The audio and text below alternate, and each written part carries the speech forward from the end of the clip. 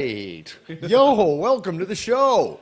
That's right. Can you please take care of that? And I got to put a sign up there, and we got to lock that door in the future. No, right off the hop, I can tell. I can't. Yeah. We can't do this. All right, finally. Holy crap! Welcome to the 43rd edition of the 420 Lifestyle Show. That's right. It's the 11th of January, 2016.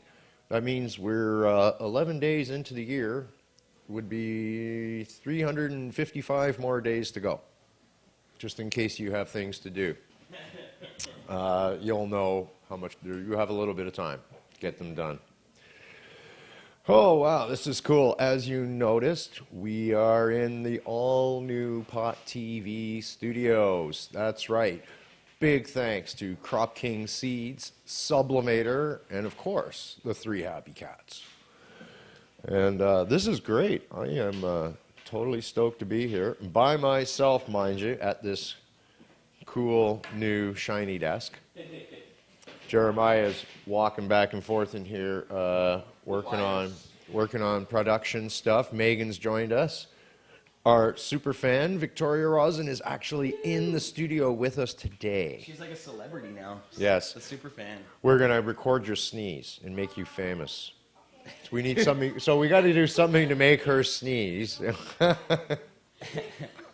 Yes, the sneeze is cute. She has. You have like a sneeze that's like right off of a cartoon. It's Pikachu. It's Pikachu sneeze. Achoo! All right, yeah. I've got we have the chatters now. Chat? Oh my. There's a full chat, Mick. Chat.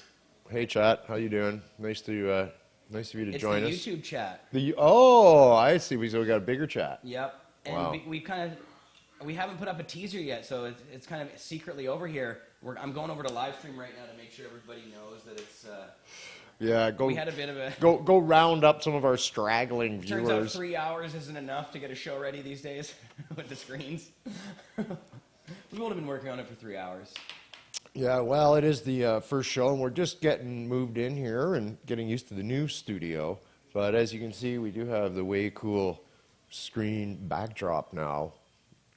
So I guess that banner will be used for like live shows. We'll just drag that around, like the Glass Gathering, for instance, which I heard has actually been announced, the dates. It's the 24th, 25th, 26th of June. Great Canadian Glass Gathering, number 9, at Miller's Farm again, same place. And apparently there's 40 glass booths set up this year, stations for glass. I don't know. I saw a post Redbeard put up, and it's oh wow, it's going to be wicked good times. And I know our good friends Bert and Talia will be getting married there this year. Yeah. So, hey, that's what's going on. But I'm getting out of order here as usual. Starting to get into the calendar of what events coming up.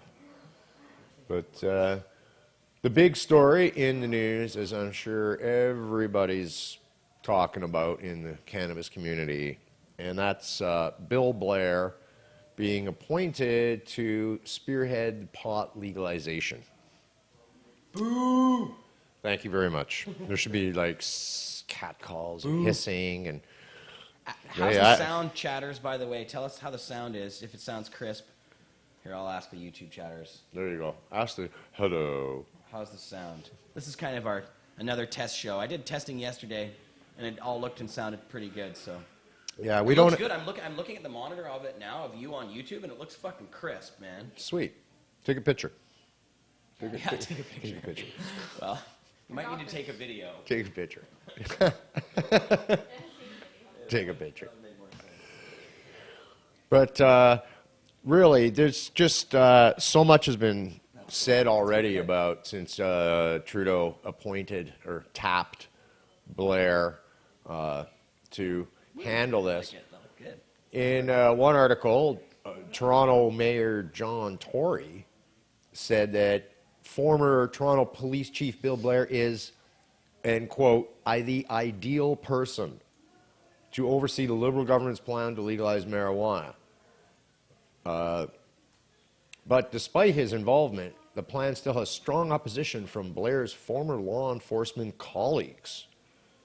Of course they do, because they're still in the union.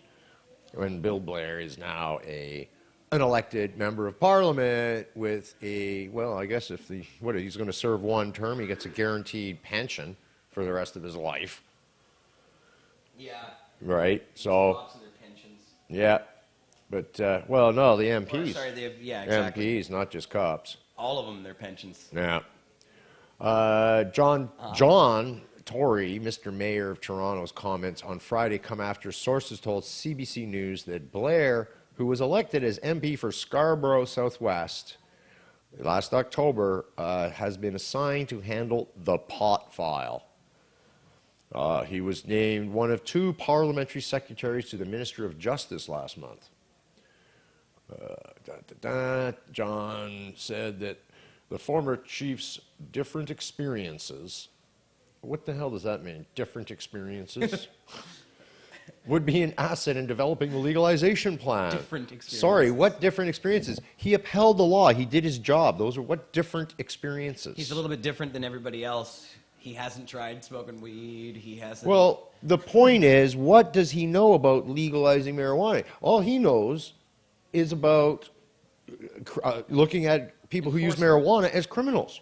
Yeah. Because it's illegal. Still He's to a this cop. day, it's illegal still, right now, as we sit here.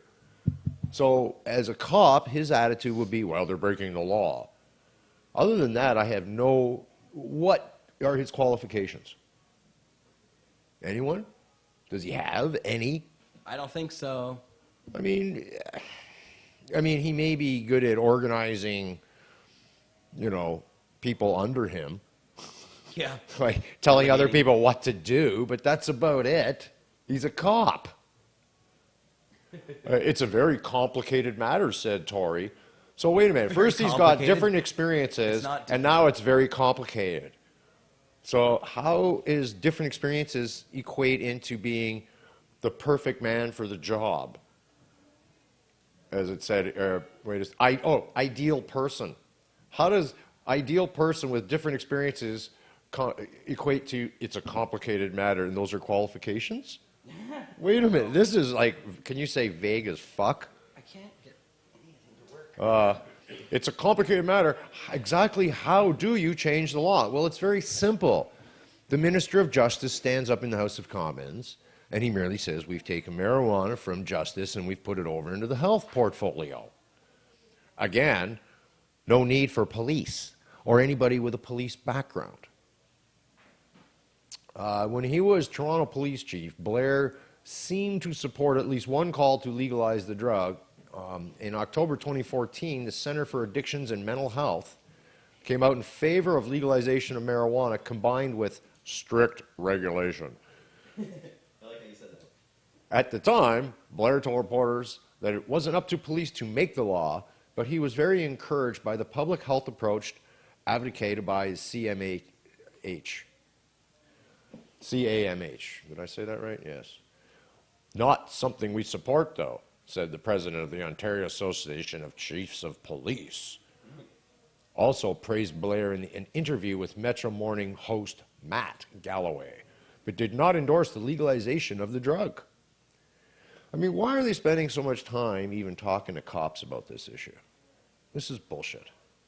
Yeah. As far as I'm concerned, appointing a cop to oversee legalization of marijuana is a direct backhand to the chops of the cannabis community. We should all be outraged. However, though, on a good note, it's pretty good that now lines have been drawn and it's very clear what we have to do as activists at this point. And simply is it's kind of cool because now they've picked, who is that? We got to put up a sign saying, What's the matter? I don't know, people keep wanting to come in that door. Oh, And- well, don't worry about it. We're going to have to put it, next week we'll put up a sign. What door? Oh, it's Courtney. Hey, Courtney Pie. Yeah, we're trying to leave that door closed. All right. You're fine. Courtney pie is good. You're Oh, it's fine. pretty fun. Oh, look at the heavy glass. All right. Anyways, it's nice that now we know who we need to focus on, and it makes it simple because really, I'm pretty sure everybody watching the show right now, or most of you, could think of a form or a letter or something you could write. You've got something formed in your mind where you could find some reason to express how having a cop to oversee cannabis legalization is wrong. So I think we got to bombard Justin Trudeau, the Liberal government, Bill Blair's office, the media, and let them know how outraged and how wrong all this is. What was it, Jeremiah? What was Alan Young's comment? He thought it was. He said it doesn't really make sense because this guy, his whole life, has been in charge of enforcing against marijuana, Right. and now he has to open his mind and somehow think that marijuana is not what he's been enforcing the whole time. Yeah. So he does. He said it's not a very good fit. No, it's a serious disconnect, actually. That's what Yeah, he that's said. what he said, He yeah. said it was a serious disconnect. It's Yeah. just not, you got the wrong guy in there. That's like saying, taking a guy like myself and saying, oh, make up some really good conservative values. Yeah. And implement some kind of like program. Like I'd be like, Yeah, what exactly. are you talking about? Like, no. That's, No. Good luck on that one, Mick. Yeah. You know, come up with an anti-drug strategy, Opus. Yeah, like that's going to happen. Yeah. Yeah, right. Who was it Ozzy Osbourne or something that they tried to do a public service announcement and he never got it right? Like he just, I think he just like. I haven't seen that, but I bet it's hilarious. It's not because he's on drugs. It's just because he can't speak properly. Yeah. He couldn't stop swearing. He couldn't stop swearing. No, but somebody had to. It would have been like before he was all fucked up. But somebody was they were He's always having to fucked do up. these public service anti-drug things, and like I was something like 50 takes. He was just like, no, they gave up. He just couldn't get it. It's like no. Do you think that was on purpose? Yeah, some of it. What I heard, like outtakes and stuff like this, it was all just audio. So it was like radio messages or something. Yeah, it was just funny as hell. It was just because, and you could tell it was so funny. He had to be doing it on purpose. It was too funny. It's Ozzy, you know he was. 2-minute warning. 2-minute warning. So you think we should change the setting You know. in the back? Yeah. Yeah. You know what's weird though is I'm getting a bit of a. Uh-oh. Getting a bit of a choppiness on. Chop I'm chop. hearing a little bit of like popping sounds when I listen to the show, and I'm wondering if anybody else is getting those. Is anybody else getting little Pop? popping sounds? Let us know if you are, because I don't want to hear that shit. All right. So why don't you change the background Okay. and put something else up because we can. And this is going to be fun playing around with this over the next while.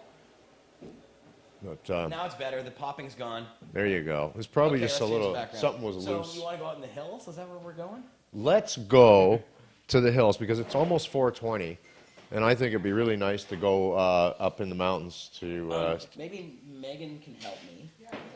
Why don't you help, Megan? Or actually, in a second, Megan, you just press that arrow. Okay. In a second? As soon as you see the other screens change, just press Okay. that arrow.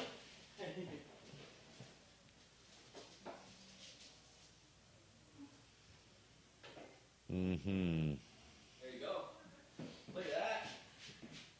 Now you're in the Oh hills, wow, there we are. These are actually right? It's a little different there in that spot, though. Oh yeah. It's still- Nobody would have noticed if you didn't point it out. Probably not. No, on the cam it looks pretty good. Oh, I see what you got now. yeah. Yeah. You can't see that on cam though. Not really. Uh-oh. Anyhow, these are the hills of Costa Rica. Costa Rica, yes. We went ATVing across the tops of the mountains in Costa Rica, and it was phenomenal. So that's a couple of pictures pieced together, Here's the chat. but it was sick. Oh, there it is. Happy 420. 420.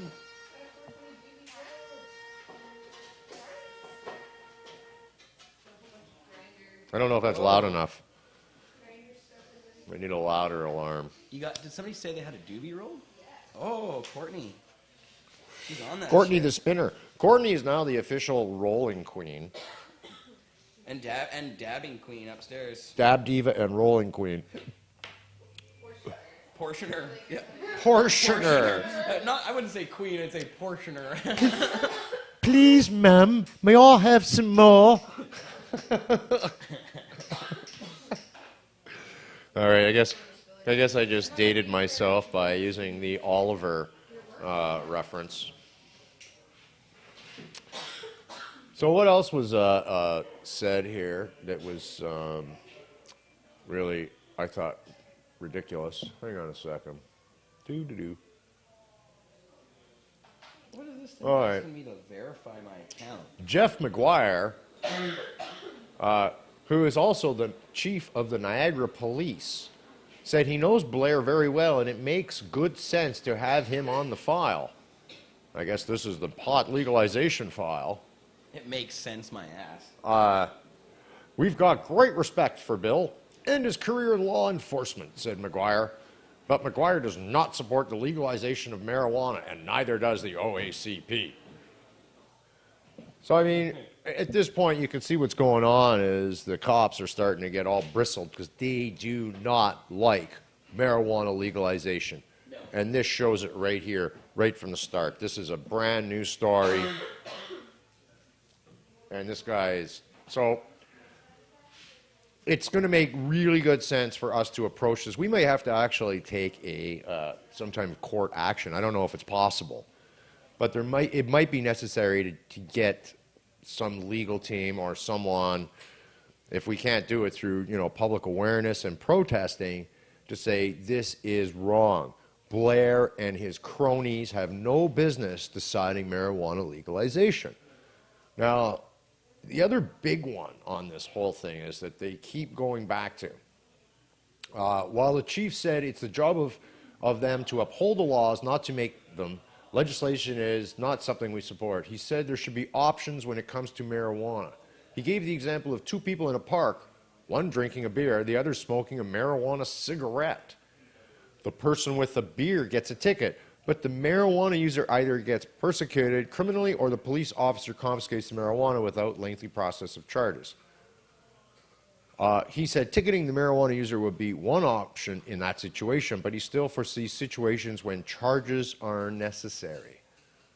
We're talking about legalizing marijuana, and he's talking about charges when necessary. This is how fucked up this stuff is. We definitely have to get off our asses and start writing letters. And just, protesting, talking to people. Because too many people are all sitting around, they're going to legalize it. Oh, well, no, it's not legal yet. And when they do, we're going to hate it. So there's a lot of work still to be done here. Can you close that door, please? Or as much as you can. I think all these doors are going to have to get locks put on them from the inside only. That's good. Yeah, it's good. It's okay. Thanks. Yeah, clearly. Clearly, we're going to have to lock this whole place up when I'm doing my show. That's it. Yeah, no, it's just too loud. That was the whole idea, and get rid of the loud. You guys drunk? Okay, so what else did this guy, McGuire, say? He said, bringing marijuana across jurisdictions, smoking in public, and other violations. How is smoking marijuana in public a violation if it's legal? That's like saying they're not allowed to smoke cigarettes in public. No, but this is the kind of shit. This is a chief of police from Niagara Region's comments. He said, bringing marijuana across jurisdictions, smoking in public, and other violations present complications to the notion of legalization. For instance, impaired driving represents a challenge. Currently, we have no method of being able to properly test, like you do with a breathalyzer, if they are driving a motor vehicle under the influence of marijuana, he said. This is the kind of shit that we're up against now. They're still bringing out false information. There's more than enough studies out there that show that driving under the influence of marijuana is no more impairing than driving under the influence of coffee. Yeah, there's a shitload of these studies all over the place. You Yes. showed them on your show last week. I did. There's ones that even say you drive slower and more cautiously and actually tend to obey the law, like using your signal all the time, like coming to a full stop. Because as a pothead, you're kind of going through a list of things you're supposed to do, and you're kind of conscious of it, I think, a little more. So you say, oh, yeah, I got a signal. I'm going to change lanes. I'm going to show. You're not like racing around thinking of other stuff. You're focused on your task at hand, sometimes hyper-focused. So, anyways, this is continuously they're going to try to hammer this stuff through with their so-called experts, and the experts is cops. I mean, how come every time they talk about experts, it happened with Health Canada and the medical program back in 2001, 02, 3, 4, in the court cases with Anne McClellan. Remember that bitch? McClellan? Anne McClellan. She came out with her, the photos of her with the stakeholders of medical marijuana. And it was all pictures of firemen, cops, and her, and politicians. Yeah. Not one doctor in the picture, no Patient. medical users, no patients. You think they would have got a token person up in a fucking wheelchair, right? And at least, as your token fucking... Like, how the fuck They did could have these used people Allison have Murden, nothing? for God's sake. She's an ex-cop or an ex-prison guard. Had her in her wheelchair. Could have been the token... no pun meant, but the token fucking, One of the best things stakeholder. about the Allard case, I think, The Allard is case. that it proved that, oh, look, I have another cam. Oh, there's your side cam. Wait, where's this cam, too? There it is. Me. Hi, me. And Megan. Oh, Hi, Megan. you got that cam. Yeah. Now that you're on this cam. And we got J-Mac back there out in the dab zone. What's up, J-Mac? What's happening, brother? So the Allard case, though, one of the greatest things about it is that it showed that the firemen have fuck all to do with medical marijuana or any kind of marijuana because Firemen and Grow-ups cops are don't just light up. about prohibition, okay? When you get They rid of proved in that prohibition, case that it's we don't lies. need cops or firemen. What we do need, though, are electrical inspectors for grow ops and things like that. If you want to grow pot or Yeah, set of up a course. large indoor, you don't have a operation. fire. Yeah, okay, we need electrical inspections and things like of that nature, But you but don't usually have a fire. No. The fires are less in grow houses than in normal homes. That's That's right. what was proven. well, actually, what's really true is now at one point they figured that in a lot of neighborhoods in British Columbia, like 1 in every 3 houses had something kind of marijuana related, something related to marijuana going on in it. Whether it was consuming marijuana, growing marijuana, selling marijuana, 1 in 3. Yeah, in the lower mainland. Not in all of BC, sorry. I was just in the lower mainland. And that was quite a few years ago. Drive me nuts. But you figure, so if there's that many houses that have something to do with marijuana, guess what burns more houses down than marijuana? Christmas lights. That's a simple known fact. As a matter, and more so in recent years with a lot of these cheap Christmas lights, electrical products coming from China, they've really cut back. And like, perfect example is just this past Christmas, there was one whole line of Christmas lights that Canadian Tire sold that all had to be recalled due to chance of bursting into flames and burning their shit down. Not the Noma lights they usually sell. It was another budget brand. So, I mean, this goes on continuously. People don't usually cut corners when they're setting up a grow.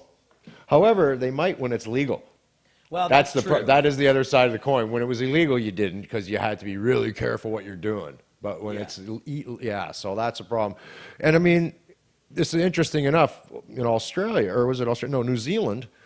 That when they legalized home distilling to make moonshine, because they couldn't stop people from doing it anyway, so they legalized it in order to make it safer.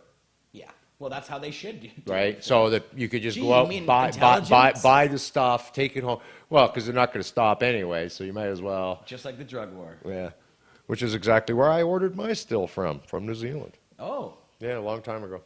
really? Yeah, they got it from the net from there for $350 I paid for it. Entirely stainless steel. You know, there's That's nowhere near as good as her sneeze. that's true. No, I'm not as cute. You know, New Zealand, the only place ever in the world to have raspberry Coke, raspberry Coca-Cola. New Zealand at Raspberry Coke, they can keep Raspberry. it. They can keep it. There's also somebody out there in Japan or somewhere else had orange Coca-Cola. Whoa. Yeah. They can keep And that there's- too. yeah. They can keep that too. I looked it up last night because I bought myself a can of cherry Coke.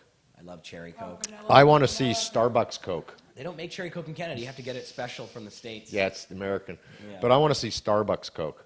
Starbucks Coke. Coffee Coke? Coffee Coke. No, Starbucks. They should get together with like we use Starbucks in our Coke. Like Starbucks and Coke, you know, It's like McDonald's and Coke. like Reese's and Kraft peanut butter or something, you know. Well, what, a shot of coffee, then a shot of Coke? That's pretty good, actually. No, I want like I want like a fizzy. I want like a fizzy like it. Coke. I want to pop a bottle, make it look like Coke, but when I drink it, it tastes like coffee. Have you ever had warm Coke? Like Like you like heat an up iced the- coffee except fizzy. Yeah. Carbonated iced coffee is what I guess I'm getting at. That's interesting. New There you go. creations here. Why not? Let's infuse it. Infused. I like Megan's thinking. Let's infuse it. Yeah. Yeah. That's, Infuse how everything. much weed can we get in it? Not enough. Okay. Starbucks will be selling weed soon. Yeah. Well, There we go. you know, this is the other thing. Regardless of all the rules and the cops coming in and trying to take charge and let them tell us what we're going to do and so on and so. The bottom line is we are not going to stop doing what we do. So, any money spent by the government, the programs, if they put up any study groups or whatever they want to form, if it all comes to a failure, we're going to be pretty vocal about the reasons why, like too high a tax, restriction on growing, these types of things will only point out the failure of the government getting it right the first time. So that in itself, that'll make it a little easier to point out things out, especially as we're so close to legalization now. We're not talking about why we should do this or that. We're merely going to have to get the cops and the last of the real prohibitionists will seem to have been tapped to handle this for some ridiculous reason. We got to get that out of the way. I mean, did they go to the cops in Colorado or Washington when they talked about legalizing? Did they make them make the policies? I don't think so. I think they would, but I don't think they did. I think they kind of took a consensus from a lot of different people. they say we're learning from the best practices of other places like Colorado. But I don't. Why see don't they what's learn the best from practice. Why don't they learn from Amsterdam? Yeah, good call. There you go. Amsterdam's been doing it a long time, and it's not even legal, but they seem to have a pretty good system. Why not learn from that one? Exactly. Apply that to a legal system, I think everything solves itself. Say we can smoke in designated smoking businesses that open up, except that forces just about every jurisdiction in Canada to rewrite its anti-smoking laws that are meant to govern cigarettes in the first place, that had no mention, weren't meant for marijuana, except in Vancouver when they worded it in. And that was only because they knew that too many people here smoke pot openly already, so we didn't give a shit. But so they just put that in to piss us off because they don't like us. Because we know we'll just ignore them. We do anyways, and we still ignore them. You know, big deal. We remove the ashtrays until 5 o'clock.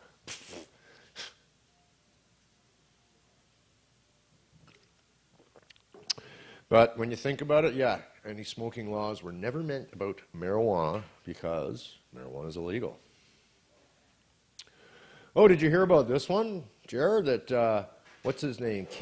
Sean Casey, Charlottetown Liberal member of Parliament, returned his parcel from Dana Larson. Ah! Yeah, he marked it "Return to Sender." Oh, wait, which MP was this? Sean Casey. Conservative? No. Oh. Well, he only sent it to Liberal MPs, so I'm assuming he's Liberal. What? I thought Dana sent it to all the MPs. No, Liberal. Only Liberal. I think just the Liberals. Well, why would he do that? Because they're the ones who are legalizing marijuana. Well, then. But it was Charlottetown MP, and the Liberals swept the Maritimes, so it's got to be a Liberal guy, because they swept the Maritimes Where did you get this idea that Dana only sent it to Liberals? from the story I read. Oh, I'm pretty sure he didn't send it to any NDPers. I thought all it said was liberal MPs. Yes. Oh. Is what it said. That's Well, what it said. it's not fair. I'm He- pretty sure I heard Dana. I'm pretty sure I heard it from Dana in the other story. You should send it to everyone. What the hell? Well, because then it was like way too much pot. This way it was only 158 grams. Well, there's shit. The It was NDPs only get left 158 grams, right? And this one's coming back, so it's 157. I He's call getting that one back. discriminatory. No, he needs to get his own crew on this. The NDP needs to know what the fuck is up because they Okay, here it is. suck too. Here's the story. 1 gram samples were mailed to all Liberal MPs by Dana Larson, and that's what. So it doesn't say all MPs. It makes a point of saying all Liberal MPs.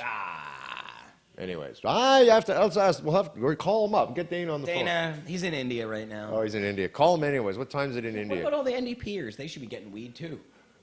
Oh, I think they got it. We're worried about getting rid of Angry Dad Tom.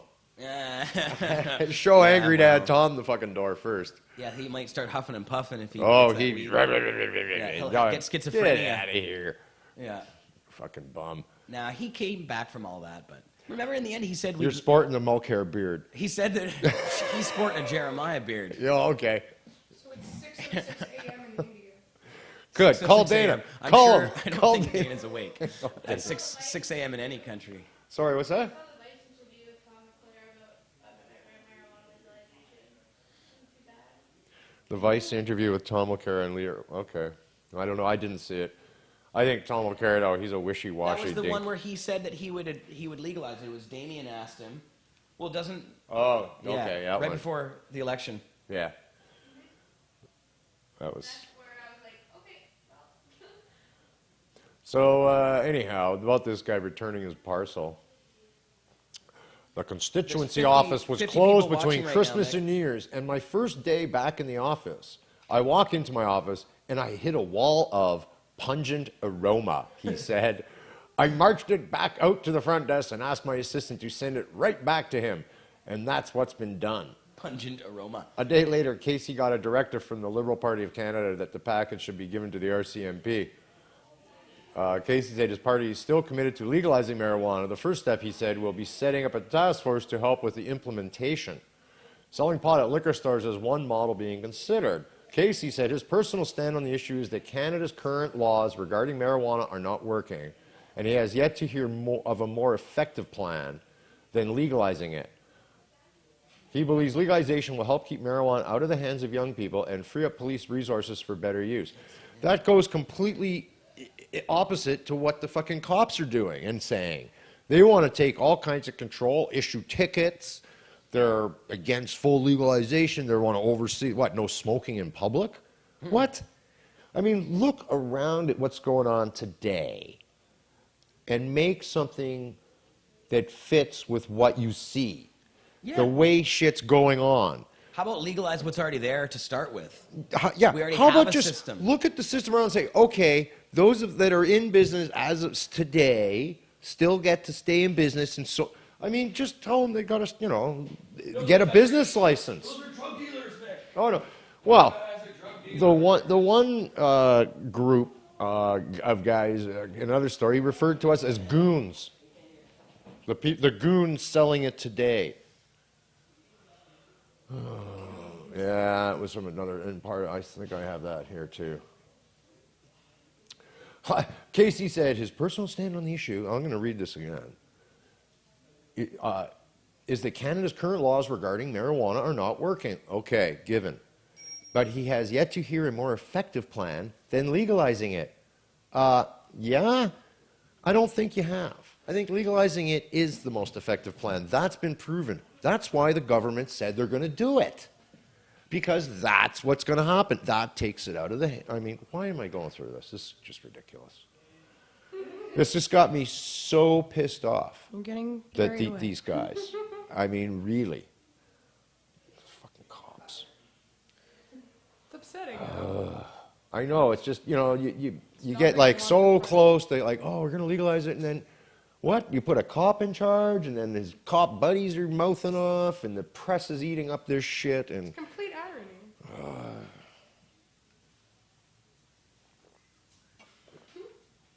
coffee, because it's what keeps me going. All right, I won't give you that one yet, but no, oh, you want this? Really? 7 things that could go horribly wrong in 2016? But hey, you know what? Forewarned is forearmed. All right, because there is stuff, and I got a couple of these stories, and I kind of got to touch on them. But things to worry about this year if shit goes completely sideways would be one, the China economy crashing.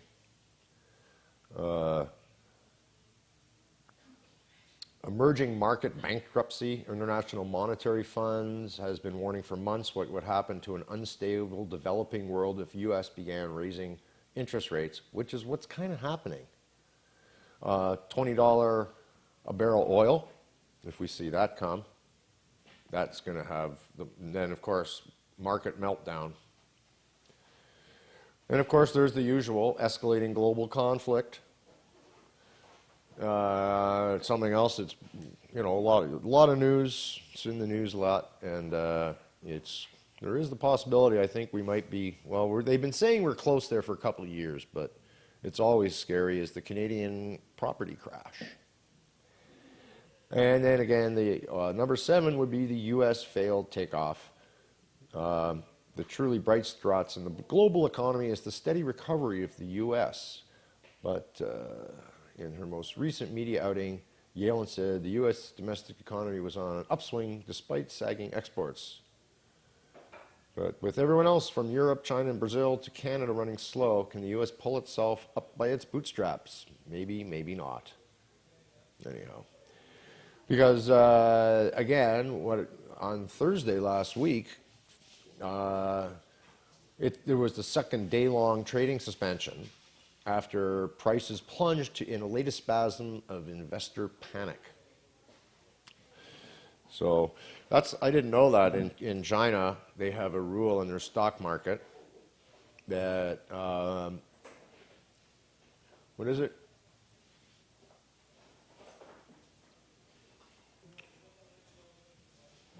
The circuit breaker requires 15-minute pause in trading if the CSI 300 falls 5% within 30 minutes. But Thursday's decline was so fast that before that could take effect, it hit the 7% limit that ends trading for the day. Interesting. I didn't know about that, though. It's like, what, if your trading starts to go south in a day and your stocks are going down, they just stop? How the hell does that work? Sounds like these things are like maybe inflated nothing? Yeah, I don't know. All right, what else is going on? Enough of that. Jeremiah, where did he go? Went to the bathroom. I'm just trying to figure out what story to do next. What should we talk about? Oh, well, here's something that I guess is of news.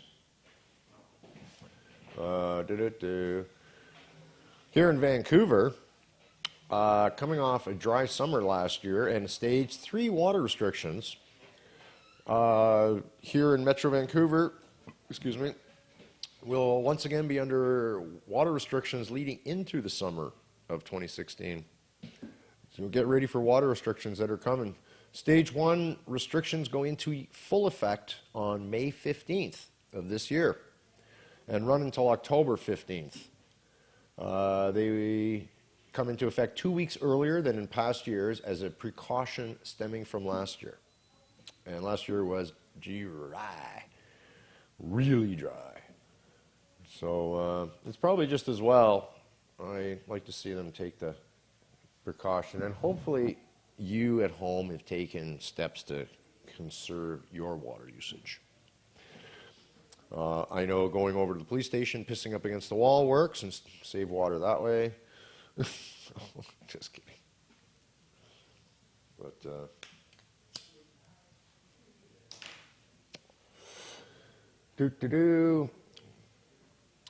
Stage 1 water restrictions are reasonable and primarily focus on how frequently you can water your lawn and wash your vehicle.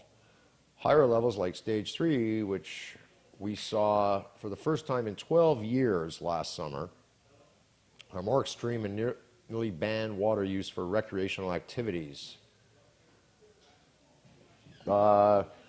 When we entered Stage 3 last year, the city, Vancouver, immediately cracked down on water wasters by handing out over 1,000 warnings and fines in the first week. So they take it seriously. They do come around and give you the warning or a fine. Sorry, Courtney. So you're back. Jeremiah I Vandermeer am. snuck back in. I am. And I'm going to make a little teaser for you right now. Okay, I was going to say, why don't you change? Why don't we go? You want to change the background? Yeah, Okay. we should go. Let's go check out like last year's 420. Oh, okay. That's a couple slides, I think. Remember we were... Oh yeah. That's okay. We can jump 2 slides. Oh, we can do that. We can go swimming. Go swimming? You want to go swimming first? Yeah, yeah. Okay, let's go swimming. Hey, Megan, can you hit the arrow forward? Uh-huh. We'll go down to Jamaica and go for a swim. I love it. There we are. How's the pool, Nick? In the pool. Poolside. Poolside. Poolside, there we are. Good. Yeah. How's it look on cam? It looks really good. I love it. Field trip to. Chill in the pool. Yeah, I like it. I have to go through all my old discs from photos of all my old grow shots, and I think we'll be able to. Yeah, close that. What's the name of today's show? Today's show? Yeah. Moving on up. Moving on up. Oh, yeah, right. Sing the song. Moving on up. Get the Jeffersons. Yeah, I thought we'd use that song, but we didn't want During the to slide? get No? kicked off of live stream. What?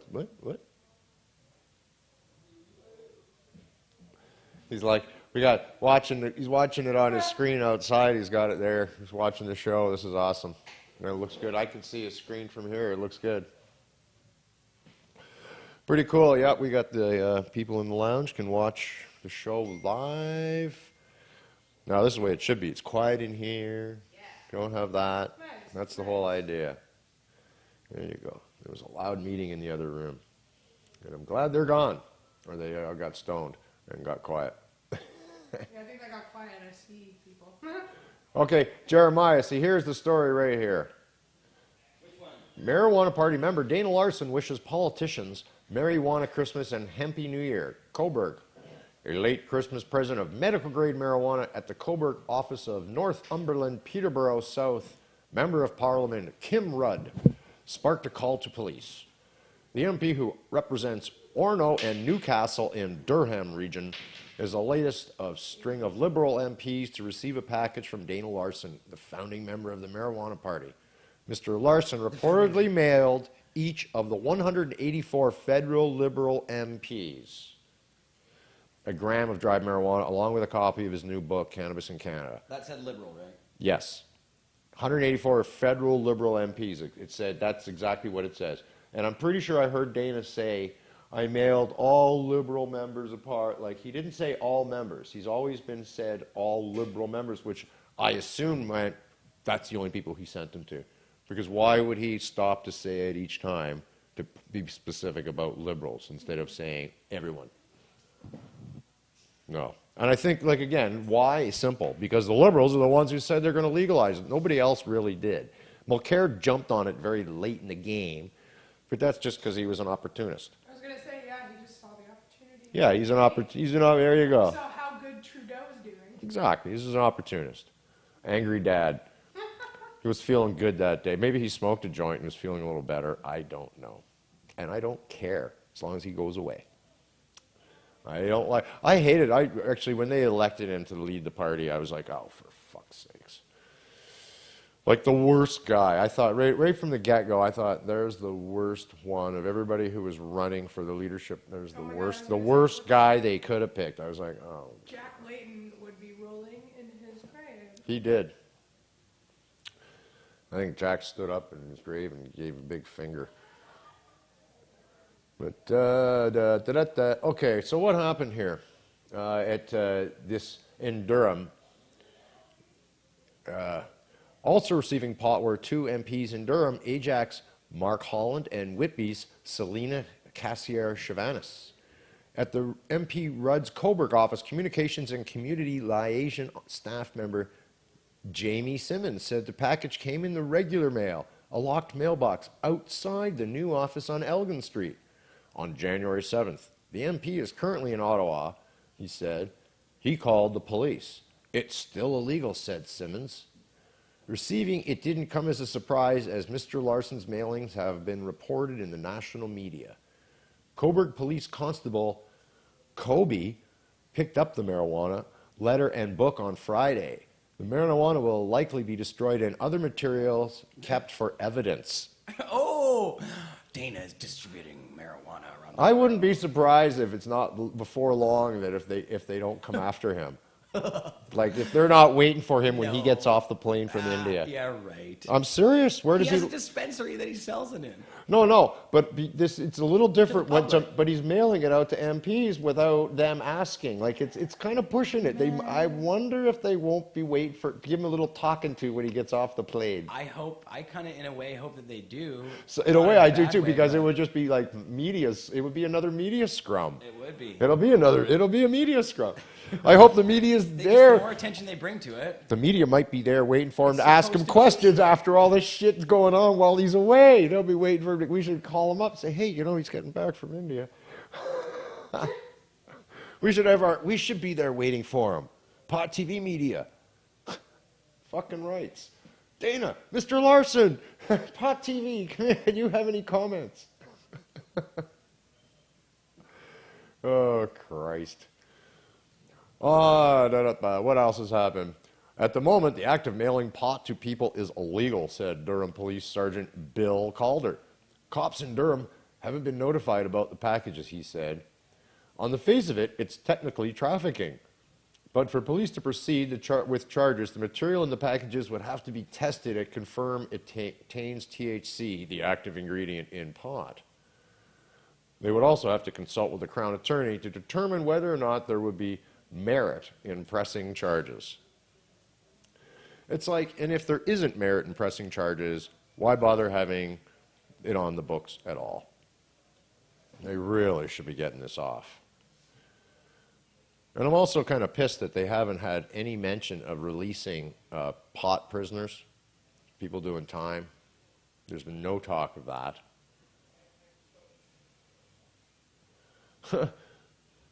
In his letter, Mr. Larson said, since the Liberals plan to legalize cannabis, he thought they would enjoy learning about the history of cannabis in Canada through his graphic novel. The 1 gram of medical-grade cannabis for you or a staff member to enjoy, the letter reads. So if you don't want to smoke it yourself, kick it down to one of your staff members. They probably do. I want to give you a chance to refamiliarize yourself with the pleasant effects of cannabis and remember why so many Canadians use cannabis for its medical, social, and spiritual effects. He thanked the MPs for leading the country into a better future and wished them a marijuana Christmas and hempy New Year. They were sent to each MP's constituency office, not to the offices on Parliament Hill. So that probably also, that would have cost a lot of postage. Because while you can send your letters to your MP or MPs on Parliament Hill to the House of Commons free, no postage required still, to send them like mail to their constituency office, you would require postage.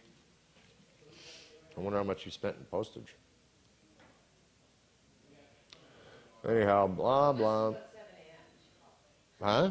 Must be at least 7 by now. $7? 7 in India by now. Oh, 7 in India to call Dana. Oh, yeah. Call in India. Dana, call. Dana, call home.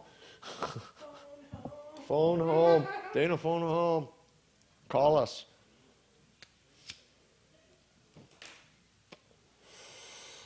All right. What else is going on? Hey, did you know that meat has been targeted for theft all across the country?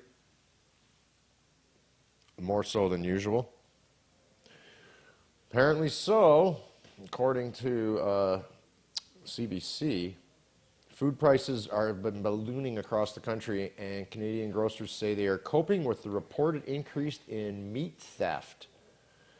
According to figures released by Stats Can in November, numerous types and cuts of meat have been seeing significant cost increases since 2014. It's also the cost of beef is also predicted to rise another 4% this year. Oh, I have an incoming call.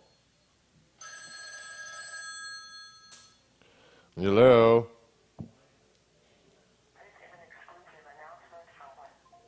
What the fuck? Oh my god. It's the end of that. No, I don't mind those ones. I even got the number there so I can add it to the block list immediately. Oh, I just shut that shit down. I have I can get a call. I have a call reject list in my phone. It's great. Never hear from them again. Reject the rejects. Yay. So, Okay. chatters, how's it looking out there? Let's go to the YouTube chat, see how everybody's doing here. Yeah, what's happening in the YouTube chat? 48 people tuned in watching right now. Yay. Who's number 8? Do we have a number? Do we have them numbered? Who's 40? And who's 8? Anyways, to combat the theft of meat, many of the grocery stores have actually started installing those tags, the anti-theft tags, under the labels. So you, when you walk out the door, it's beep, beep, beep, and the alarms go off. Yeah. Yeah, that's apparently, and you know what it costs? Apparently, it costs $1 each to install those. Wow. Yeah, that's the cost of them. They're basically around $1 a piece.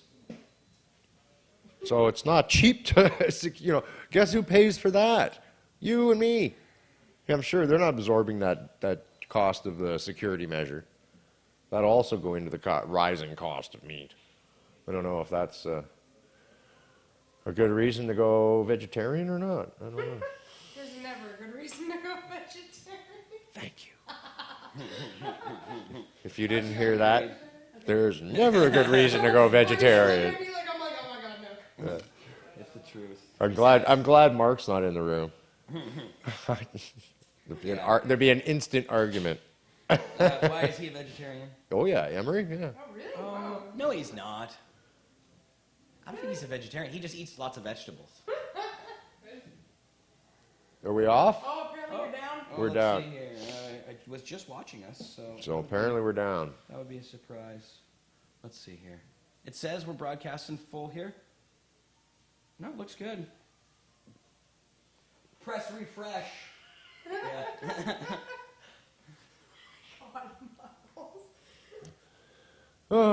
What else is going on? Oh, now it says, that's weird. What? Before it said there were 75 people watching, but now it's all over the map. 100 Everybody's got a different amount. 175? No, now it says 55, but some people are reporting 58, some people are reporting 60 watching. It's different for everyone. Wow. Maybe, I don't know. Who knows how many people? Whoa, cables. We need more cables.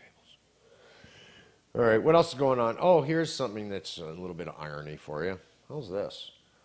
Nobel Peace Prize winner, President Barack Obama, has dropped 23,144 bombs on Muslim-majority countries in 2015. And that's how you win a Nobel Peace Prize. I just thought, what the hell? Isn't that like just the best headline for a story? Nobel Peace Prize winner dropped 23,144 bombs on Muslim-majority countries in 2015. So crazy. Yeah, that's Like- a bizarre. Oh, so that's the way. That's the ticket to winning a Nobel Peace Prize. Yeah. You have to be able to drop Be the biggest tens of murderer. thousands of bombs on somebody, and you get a Nobel Peace Prize. That makes sense. Okay. So now that we know. Oh, actually, if you'd like to, I have a breakdown. U.S. bombs dropped in 2015, all weapons platforms, on Iraq and Syria. Most of them, 22,110. In Afghanistan, close, they came in second with 947. In third place, Yemen with 58. Somalia coming in near the end at 18, and in the cellar, Pakistan with only 11 bombs. So clearly, you can see which countries need to step up their game. They're just, you're getting ignored. Oh, wait, this isn't sports? Okay. Oh, that's crazy. It's just crazy. But I've said it before on the show, and I'll say it again. Anybody who thinks the U.S. wants peace is completely fooling themselves. The United States is the largest manufacturer and distributor and seller of weapons in the world. So any kind of peace is bad for business. And we don't want that. They're just coming out of a recession. We can't have that.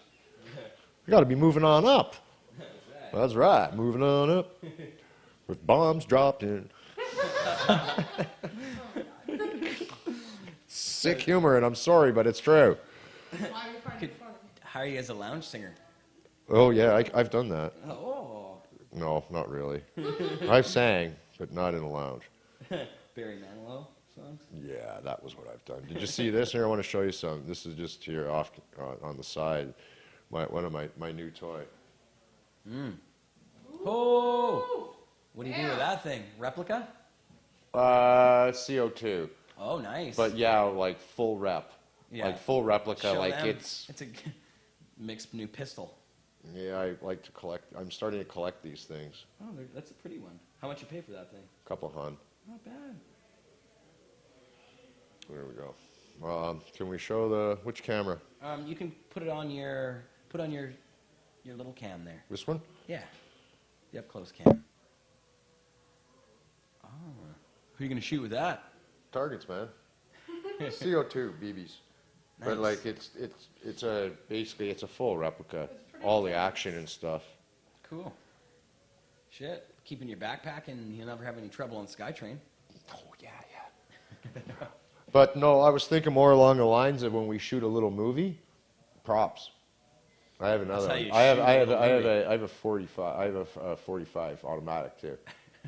Props, in case we're making a cops and robbers movie. We're gonna make a gangster. We're gonna make a gangster skit. That's not Just do a skit, but we've got guns. And we've got like black suits and shit. Like we can do this.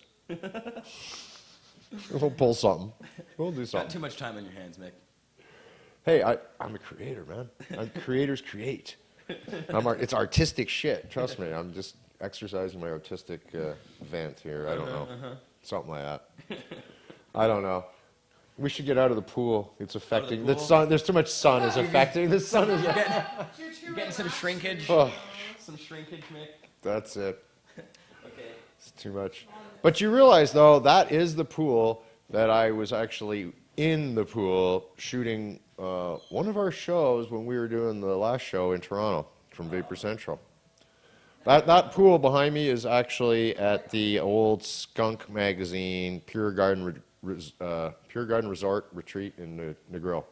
Woo, there we go. Now I'm not sure if they're still involved with that or not. I honestly don't know. It looks a little. But that's where we were at the activists convention, or the activist retreat that we had. Skunk Magazine one. The Skunk Magazine one. That was the one that. Oh, we're not there now. Where are we? Now you're at 420. Ho ho! Floppy 420. Ew, there we are. That's the last year's 420, and which probably will not be there this year. No, 420 will not be at the Vancouver Art Gallery this year. No. No, we can tell you that right now, even though 420 is not that far away, so like the time goes by quick. We're working all that out. We're working out the new location. We'll let you know as soon as we can. Don't worry, I'm sure it'll go around Facebook like wildfire when it does get pointed out. It'll be soon that we announce. Oh, yeah. I've got a location that I want to go to. It's just a matter of the city saying it's okay. I tell you, if it was up to me, I'd say we fucking go to City Hall. Yeah, well, Just take over the whole they tell us no, goddamn fucking area. We might. Fuck you. If they say no to the other location, maybe that's the one to go to. Just fucking just. Oh, it closed. Can you imagine closing down like Cambie and 9th Broadway? They think they were pissed off with us closing the downtown down. Watch this shit. How do you like us now? Well, they don't want us shutting down 4 streets, and that's what the art gallery does. That's what I'm saying, though. There's a lot of worse places we could go and shut things down. Because, I mean, it doesn't matter. You're going to get 20, 30,000 people. Forget it. Things are going to get shut down. You can't help it. Like, it's not our problem that the city doesn't accommodate fun. Fun haters. Protests. Well, if you just get your shit together, we wouldn't need a protest, would we? No. If everything was cool, we'd just have a whole lot of little parties, like little 420 parties. Everybody'd be throwing a barbecue or hey man, come on for a 420 crew. It's legal. We'd all be having parties instead of protesting. Now we protest. Speaking of protesting, here's like more horse shit in the news. Speaking of protesting, here's some more horse shit. Dabs. Protest. Here's the headline. Dabs, the latest pot trend police and media are needlessly freaking out about. A potent form of marijuana has arrived on the East Coast, and some media outlets seem to have gotten a contact high. That's right. Contact high? Yeah. No, that's acid. A highly potent form of marijuana has made its way onto the East Coast, and law enforcement and advocates are very worried. In fact, they're so worried they are making false and baseless claims about its dangers.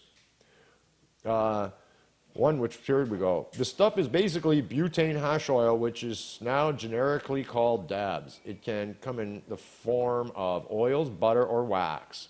The stuff known as shatter has THC concentrated to extremely high levels, reportedly as high as 90%. Oh my God. The stoniest buds from pot plants, on the other hand, have a THC level of around 25 to 30%. Shatter is the hash oil derivative in the form of marijuana wax and is typically produced as a thin, hard, translucent sheet which will shatter in pieces if dropped to the floor.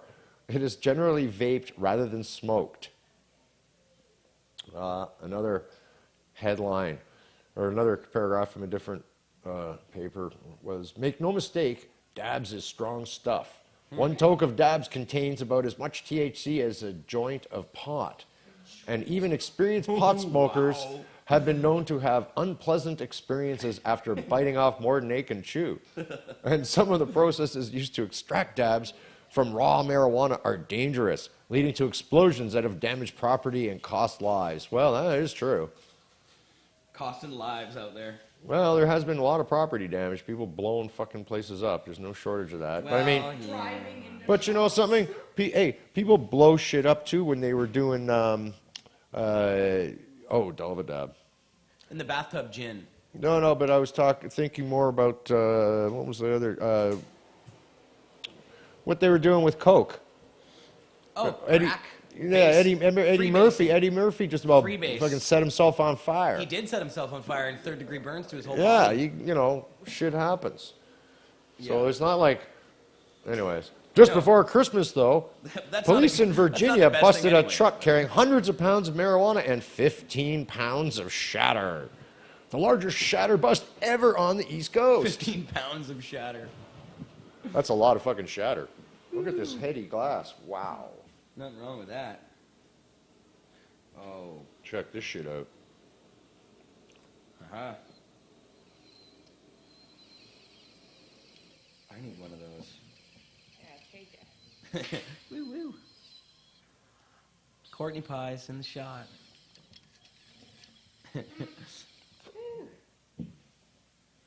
Beautiful, hey?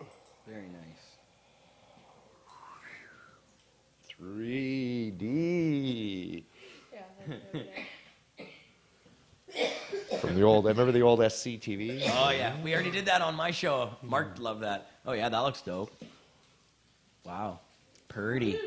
Woo. Can I ask you to get me a Notice water, that the white please? balance and light Thank you. didn't change when she hovered that in front of the camera? That's because I have it locked. Got that shit on lock, baby. I'm glad we're at 420 when we did dabs. Yeah. Oh, thank you. No, I was going to ask you to grab me a bottle from the fridge out there and just, don't worry. It's for, they tell us for me.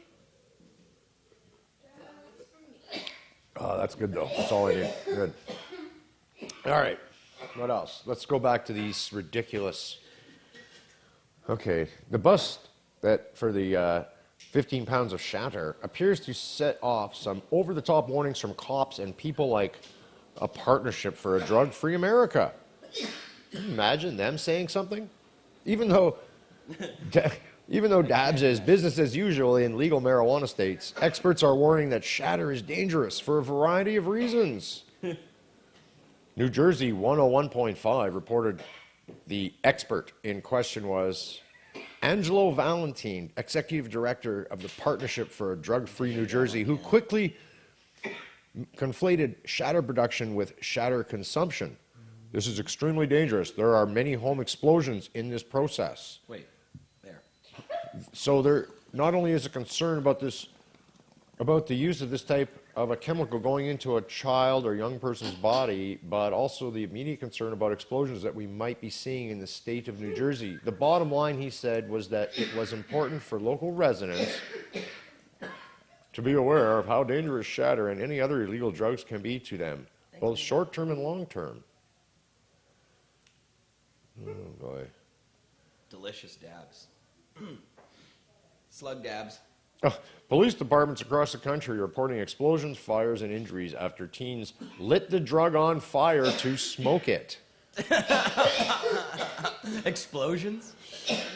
This is police department, but listen, it's not that funny. Police departments across the country, this is the United States, are reporting explosions, fires, and injuries after teens lit the drug on fire to smoke it. Explosions. The explosion of the lighter lighting? This is just bad reporting. This is what I'm reading. No, it says that here. This is just bad reporting. Shatter does not, it's not me saying that because I would have. It does say that. It literally says that, and I'm In reading the news it. story? Yeah, I'm reading it in the news story. This is bad Oh no, reporting. because the story is about the fact. Yeah, this story is from Alternet talking about the bullshit, like pointing out all these lamestream media stories about shatter and this hyperbole. Yeah. Is just nonsense. And this is what these guys are trying to point out that It's dab madness. Shatter madness. The patch has confused, it says, goes on to mention the patch, which is the reporter, has confused what can happen with home hash oil extraction efforts, which can blow you up, with what does not happen with hash oil consumption. You don't blow up. Well, I've never blown up from smoking hash. Well, my head's kind of got blown up. Yeah. Yeah. Blows shit up, but It isn't just New Jersey where local small media outlets are perpetuating hysterical reporting. WWLP News 22 in Lafayette, Indiana. I should almost work there, see? haha. You know what's even worse though is the reporting in Canada on fentanyl-laced marijuana. Oh, and don't forget the hype about, remember the glass, the ground up glass in marijuana one a few years yeah, I ago? remember That was that, only yeah. a couple years. That was like 2 or 3 years ago. Don't smoke that glass. Oh, that glass in it is going to shred up your lungs. And You people, can't smoke guys were glass. putting broken glass, like pulverized glass in Won't do marijuana anything. to add weight. Oh Jesus. Remember, it was supposed to be to add weight. It's like, If you're buying from a dealer that's that pathetic, it's time for a oh, there was probably one instance, maybe some guy dropped the weed on the floor, swept it up, there was some broken glass. Who knows? That's ridiculous. Anyways. Okay. Oh, here we go. So anyways, WWLP News 22 in Lafayette, Indiana, spoke with the national trainer and speaker for drug prevention, Officer Jeremy Galloway, Good and name. came away with the bottom line that dabbing takes marijuana to a new and potentially deadly level. Deadly. because the THC level can be 9 times higher than regular pot smoking. That's wrong. 0 is still not deadly. That's wrong in a couple of different ways. First, shatter is 3 or 4 or maybe 5 times stronger than high-grade buds, and not 9 times. And second, it still doesn't kill you. I'm getting a shot for your show teaser. Beautiful. Looks good. Boom. All right. What else is going on? I should come up with something. Where is it? I know I got it here. I'm trying to find it. Come on. Ah, there we go.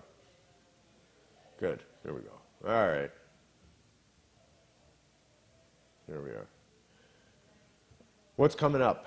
Do you know? Coming up? What up? For what? I know what's coming up. You mean in the background? Well, no, but that too. But yeah, that's not what I was referring Coming up, to. you mean an event? I mean, the next thing we're going to talk about. Oh, well, of course I know what that is. How wouldn't I know? I don't know. I mean, come on. I don't know. What kind of That's why I'm idiot you take me asking. Do you for? fucking know? Because I need help. No. Nobody knows. But no, let's get in. I'll get into the countdown calendar. I will tell you there are some fun things coming up in the very immediate future. Here in Vancouver this Thursday, January the 14th, 2016, a sci-fi burlesque oddity. Ugh, let me try that again. I did the Lafayette WWRP in Lafayette so well. It's a sci-fi burlesque odyssey from the good friends at Bone Rattle Talent. They're presenting an evening of burlesque inspired by science fiction. Be prepared for sexy space girls, robots, monsters, alien queens, and more, with featuring performances by Desi Desire, What's Her Name, Pocket Venus, Robots, Ruby Slicker, and Penny Bell, and more. Doors at 8, show starts at 9. Tickets are $7 at the door, or you can buy them in advance for only $5 at Funky Winker Beans or Bone Rattle Music. Nice. And that's Funky Winker Beans just down the street here on Hastings, Vancouver's #1 dive bar, Yeah, guaranteed. you know it. I'm going to try to be there, actually. That's Thursday night. I think I'm That going. sounds like fun. $5, what a deal. $7. Oh, never mind. Fuck. Oh, Rip it's off. $5 in advance. $5 in advance. Oh, I was right then. $5 in advance. I thought I heard 5. Yeah, yeah, $5 in advance. And you can go down to Funky's and get them. Yeah. Yeah, Shit, Funky's is the cheapest place in town for everything. yeah, man. And It's I'm talking everything. Vancouver's #1 dive bar. Just No, about- there's more divier If you don't mind spots. drinking, like, thick, like, beer with dirt in it. then- Orange #5. Yeah. #5 orange. Well, hey, that can get expensive, that place. All right. Try and request a table there. Oh, good luck.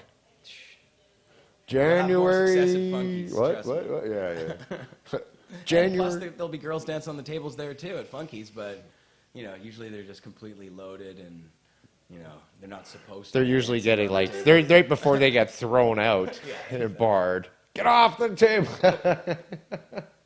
That's why there's dirt in your beer from all Yeah. the high heels. January 15th, Vapor Social in Toronto. That's right. After 4 1/4 years serving downtown Toronto's West End, they are very excited to announce that they are expanding, and they're having a grand opening celebration on January the 15th. So if you're in the Toronto area, get out and celebrate with them at their new and improved lounge at 894 College Street. Oops. So yeah, that's. I've been in there once or twice myself, so that's probably. I'd be interested to see what it looks like. I'm glad they're expanding, and it's looking good for Toronto's scene with Planet Paradise now. We Good Weeds Lounge is open. Good Weeds. That's right, and there's some other places like Vapor Central, of course. I was just joking. Of course, Vapor Central, and what's the other lounge there? I'm missing one. There's Vape on the Lake, which is in Etobicoke. Thank you, that one. I knew I was like, well, it's getting to be there's so many other now. I stuff. have to. Oh shit. There's more, Mick. There, Oh, I know Where's there's more. the Hotbox Cafe? Is that still around? Hot Box Cafe. That's true. Yes. Yeah. Yeah, and there'll probably some others that I'm not even sure of. I'm trying to think about. There's a bunch. Yeah. And of course, January 15th, 16th, and 17th, right here at Cannabis Culture Lounge, the Ultra Heady Symposium, Made in Canada edition. And here at Pod TV, Cannabis Culture, we're proud to introduce a professional industry event. And this is going to be the first of its kind here in Vancouver. And we're going to be showcasing Canada's finest glass artists from all over the country, and specifically the West Coast, BC regions, for 2 nights, community throwdown of epic proportions. We're going to be kicking it hard here. We'll have the website up. I'm hoping that it's up tonight. I was trying to work on it this weekend. It's just about finished. The new website for this? The website for the Ultra Heady Symposium. Awesome, Yeah, awesome. And they'll have info about who's going to be there. There's already a poster out there that Kiwi's been working on that's got a bunch of information about who exactly is all going to be there and stuff. We kind of just pulled this thing out of our ass. But You it did ended pull up- us out of your ass. It ended up being amazing, and the amount. I had to get out of the Wow. way, man. It was a lot of shit to come out of there. It was was, huge. You should see the size of this.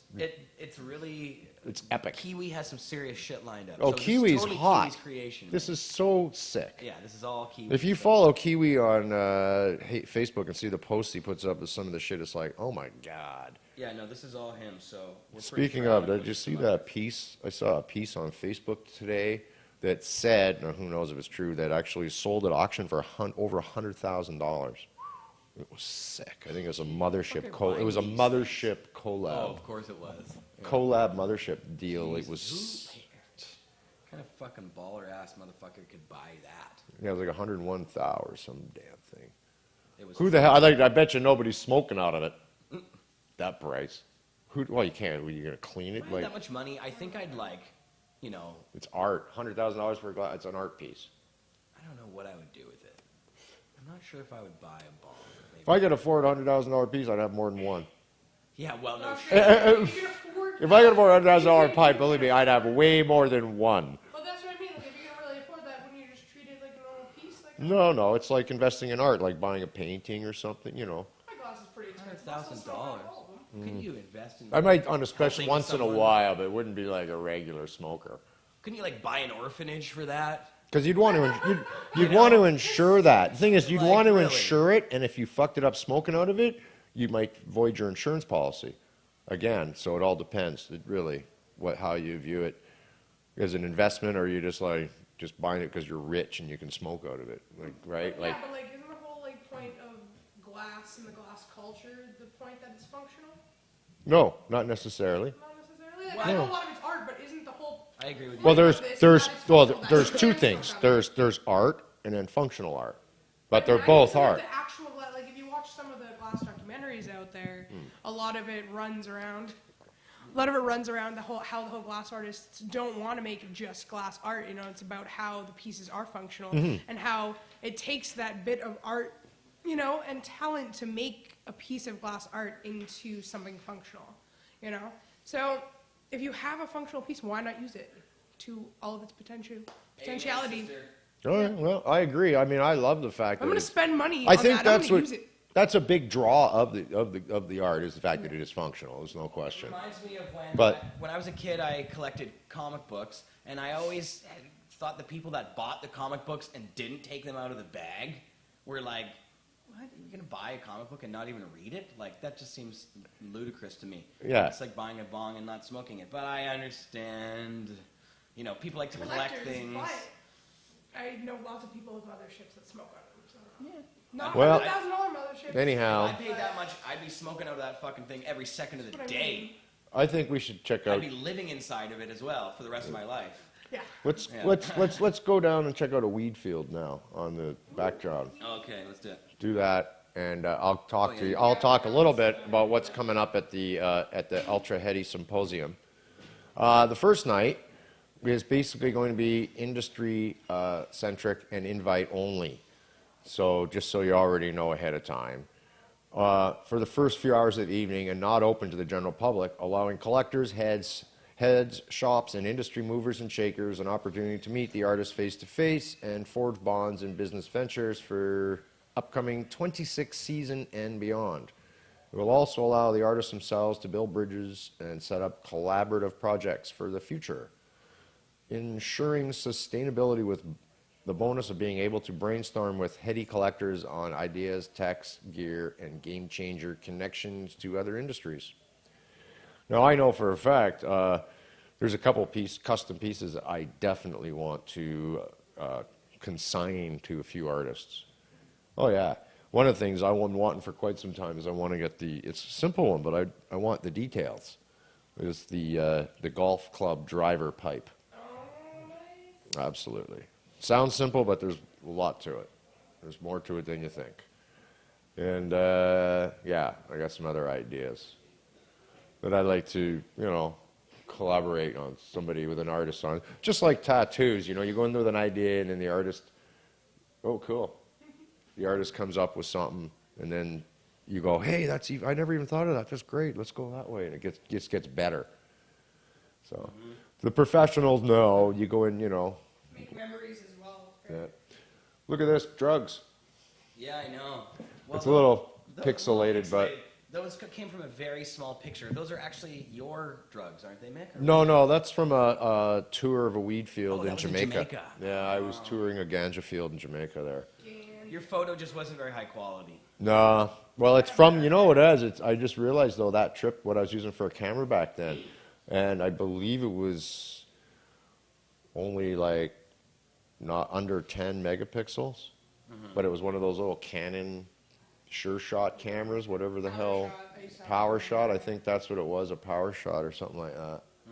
So my phone camera's better than that. Well, it doesn't look too bad on YouTube. A lot better. Yeah, it actually looks more detailed on the actual video. All right. Even if I go full screen. Yeah. Whatever. No worries. I'm not apologizing for that shit. Don't apologize. What is that? Is that live on there? Yeah. Oh, okay. It's not a photo. No, that's live.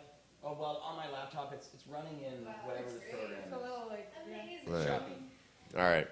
It's not like that for everybody out there, though. That's because of my iPad, and I'm using a program called Puffin, and I'm running 3 windows. Puffin. I like it. Puffin. Oh, It's better than Puffer. It's better than Safari, but except it's frozen. All right. I got people out in the hallway there. He's in the other. J-Mac. J-Mac is giving me the high five and showing me his phone Let's give him from through the window. Yeah, that is the J-Mac's coolest on thing. there. I like being able to look out the window and see people out there. lounge cam. Here, let's go for an actual. Go for the lounge cam. Get a lounge shot out the window. Meanwhile, I'll tell you what's going on. So, of the Heady Glass Symposium, the second night will be fully open to the public. There's going to be, a sliding scale door fee of $10 or $5 for medical patients with MMAR, MMPR cards, which includes complete access to the second floor gallery, free dabs all night, whoa, multiple extract companies on deck, free pizza, access to both e-nail dab bars, and with music provided by DJs in the glass blowing community. Pod TV, hey, that's us.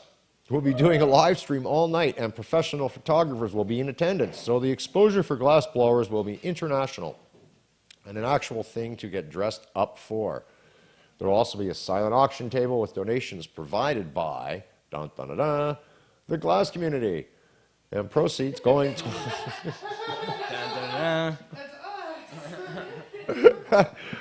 proceeds going towards fuel arrangement costs for our dearly departed brother Guppy Fish. Any additional funds going to the downtown, east side, and also legal costs for people in the general cannabis community, as Guppy would have wanted. Collectors are encouraged to bring their pelicans, as there will be a heads table or bolt lick rack table with slick mats to display heady pieces and check out each other's stuff. Wook store selling stickers, hat pins, and shiny things will be in full effect. Millie Marble non-functional table will be in full effect. So, and that's what I was going to do. You're getting into the functional glass thing. I was going to say some of it's not really as functional in the way you might think. Like, for instance, there's that whole pendant culture. I guess it's functional as a pendant, but it's still just a piece of art, right? It's just the way you don't instead of hang it on the wall, you hang it on your neck, right? So there's that whole, there's the millies. They're strictly for displaying in a case or something. You can't. But you can put those into glass as well, and the art of making millies is incredibly. There's other sections of it, but actually, if you're going to collect them, what do? You put them in a case, right? Oh, look, here's my millies, or an album or something. That's totally non-functional for sure. That's what I'm getting at. There's a lot of non. But if you're See, gonna have like it used to. $100,000 piece, that's functional. But our thing came out of the functional glass art, and then I think what's happened is, and it's a good thing, that our community or the cannabis communities expanded into the non-functional glass art from the same people that are blowing our pipes and bongs are now also making pendants, dabbers. Well, dabbers kind of functional. They're kind of functional, but like if Carb you look at caps. it, it's just like it's just It's a stick of accessorizing. glass. It's Yeah, just like, accessorizing your glass. You can use, but I can use my pendant. If my pendant has a long piece of glass hanging off it, I can use that as a dabber / carb cap. So like Really? yeah, I have a niche piece that's like a swing arm or a tie swing with dabber and dish, Nice. right? That all match. It's part of the set that I got here. So I mean, yeah, exactly. Yeah, it's all. It's I know. I'm an old school Stebby that has like the dish, the dome, the dabber, everything. Yeah. No, I have two old school tie Piece with a swings. swing arm. It sounds like it hurts. Yeah, a tie swing. You got to get that looked at. A tie swing. No, your niche piece with the swing arm. Swing arm, controlling arm. No, that's on my car. I'm gonna replace that next. New control arm. Anyway, so invitations have gone out, and people will be in attendance, as like I shall be. Saturday, January 16th, also going on that night, is Fade to Black, the final noir fetish ball, happening at Club 8x6, Harrow Street. 9 p.m. to 3 a.m. $20 or $16 before 10 o'clock. Strict fetish dress code in effect. This is the last noir period. That's it. These guys are shutting down the ball, and so it's probably going to be a lot of people there. All right. That's what's going on, and that's all just happening next week. It's a big week. It's a big week. Lots going on. Hey, did you hear about this? The country's been cut in half, eh? Country? Yo, you haven't heard anything. Which country? You've heard nothing. I know, I haven't. He didn't even know. He didn't even know that David Bowie passed. I know, I saw that today and started crying. Yeah. No. Terrible. Love I that know. I was I woke up. It's terrible to wake up to bad news. It's the first thing I saw this morning. I was like, oh. I love David Bowie. Yeah. No, that's what was playing on. That's what I put on first thing this morning was listening to a couple of Bowie tunes. Yeah. But yeah, so rest in peace, David Bowie. Unfortunately, we lost another great one. I didn't even know he was sick. Fuck me neither, man. Jeez, I thought that guy was gonna live forever. But yeah, to hear the country got split in half. There was a newly constructed bridge in northern Ontario heaved apart. Uh-oh. Yes, indefinitely closing the Trans-Canada Highway. Oh my God. Yes, at Nipigon, and it's the only road at that point connecting the country. Yeah. Perfect. This is basically a very new bridge. I see pictures of it. It looks kind of like the Port Mann Bridge, or like that kind of suspension style. Yeah. And it basically pulled away at one end of the bridge where it connects to the land, where the abutment is, where they build the cement abutment to attach it. It pulled away from there, and what did it say here? It rose up. It rose up 60 centimeters, which is significant. A couple of feet. That's a 2 feet. You can't drive over that. No, it's like a 2-foot high cement curb in the middle of the road. Yeah. As a matter of fact, it says that. Okay, hang on. Where did if I? Let us know how the sound is. Well, it was from a different story, but there was one guy who was driving along and barely got his car stopped. And then before he could get out to stop traffic, two other pickup trucks drove into it, smashing their front ends into the bridge. Whoa. Yeah, and then this guy got out of his car and started like flagging people down, telling them to stop. They almost drove into it. Apparently now it's been opened up to one lane only. That's getting through with like a pilot truck or pilot car, so it's like probably extremely backed up there. Well, they're actually telling everybody if they can to go down through the U.S. because that's basically the only other way around there. Like there's not a whole lot of roads in Canada that go through there to go around. That's what I mean. This is like a twinning of to make the highway better, a new bridge. This is a serious engineering fuck up. Somebody's going to pay dearly for this. This is like serious bad. How did it happen? They don't know. They haven't. Engineers have gone to assess. It just happened the other day. Engineers have gone in to assess the situation. Courtney Pye, I said, how did it happen? No, just did it. Just was 1 minute, everything was fine, and just, who knows? Sounds to me like a major engineering fuck up. There was apparently a big gust of wind, by the way, so there was some wind. Jody Emery.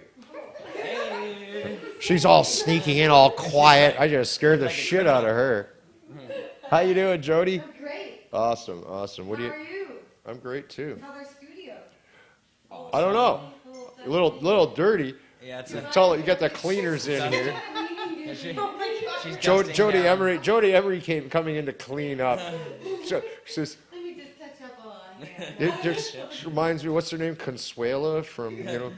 Oh, Superman. no, on the cartoon. On Family Guy. Yeah, Family Guy. I know which one. Yeah, that's it. It's Consuela. She has like a thing she said. Yeah. No. No. Yeah. Consuela, clean the table. No cleaning.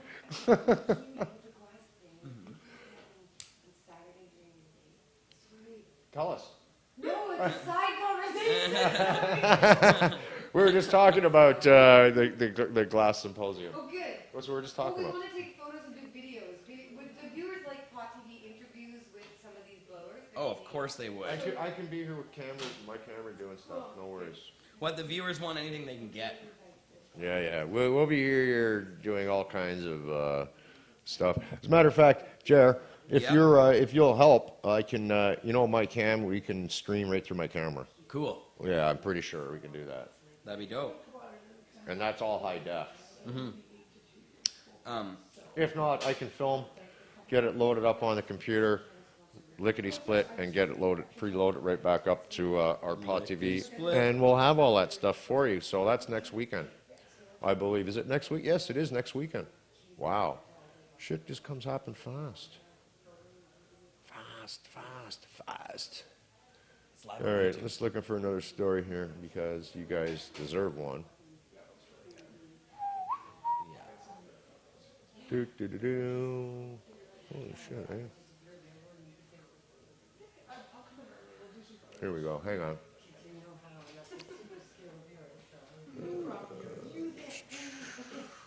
Yeah. Go team. Go team. Oh, Yeah, we're still alive. Yeah, we're live. Mick's just drifting off. Yeah, that's their favorite part of the show, actually. We can see the wheels turning in Mick's head. Yeah. He's got those little spinning circles in his eyes. Oh, yeah, that's A it. little rainbow. Yeah. Smoke's coming out of my ears.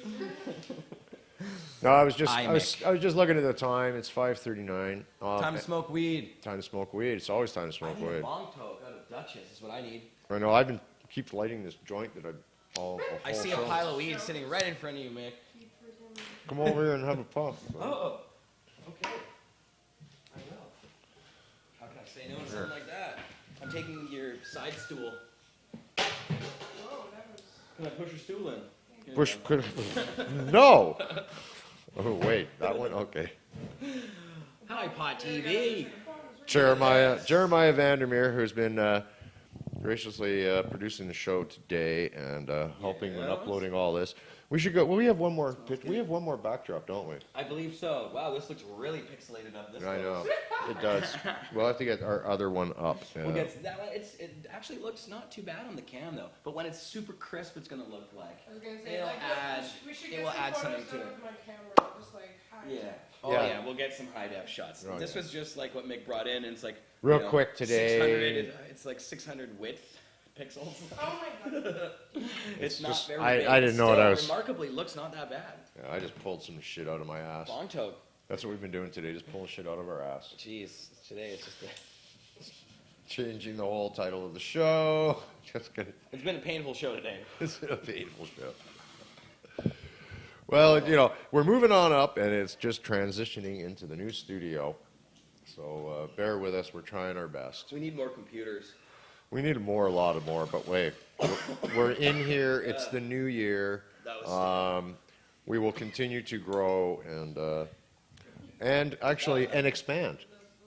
Yes, we will. So, and bring you more amazing shows and stuff as the year progresses. I think it's going to be a great time. I really do see a showdown coming though in this legalization business, because think about it, it's been illegal, and here we are today with selling it, we're growing it, we're distributing it, we're protesting, we're bringing lawsuits against various government levels. We have, I know I'll be coming to you later on this year. One of our lawyers has filed, well, actually my buddy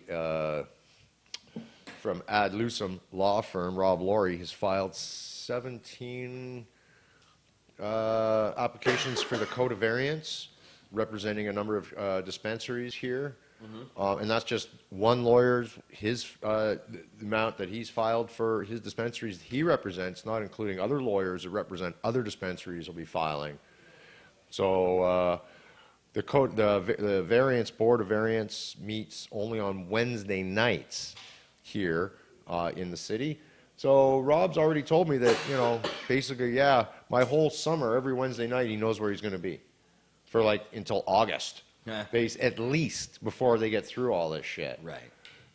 It's open to the public. He's invited me to come down and cover it, so I'll be down there with camera and my Pot TV shirt and such. Oh yeah, I got to go down and represent again, and covering this. And Rob said he would actually come on camera and comment one-on-one with me after the show.